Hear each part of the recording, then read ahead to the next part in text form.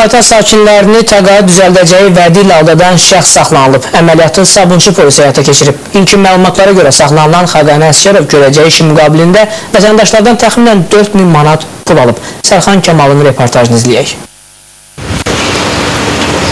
Sabunçu rayon polis idarəsinin əməliyyatçıları vətəndaşların etibarından öz məqsədləri üçün yararlanan şəxsi həbs edib.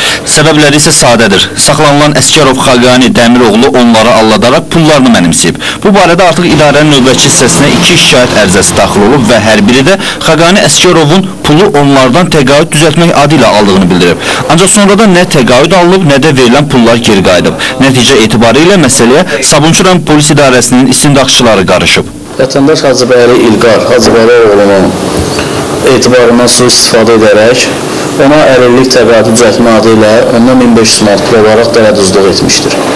Bundan başqa, o həmin 2014-cü ilin may ayında deməli, vətəndaş Qəhrəmanov İslam Əhliman oğluna qarşı təkrarən dələduzluq edərək onu təqaüd düzəltmək adı ilə ondan 1500 manat pul alıb və aldatmışdır. Amma özünün həmin orqanları... Yox, heç səndə işləmir. Faktla bağlı artıq Xaqani Əsgərov barəsində Cinayət Məcəlləsinin dələduzluq maddəsi ilə cinayət işi başlanılıb. İstintaq onun oxşar əməlləri ilə başqa vətəndaşlara da ziyan vurduğunu istisna etmir.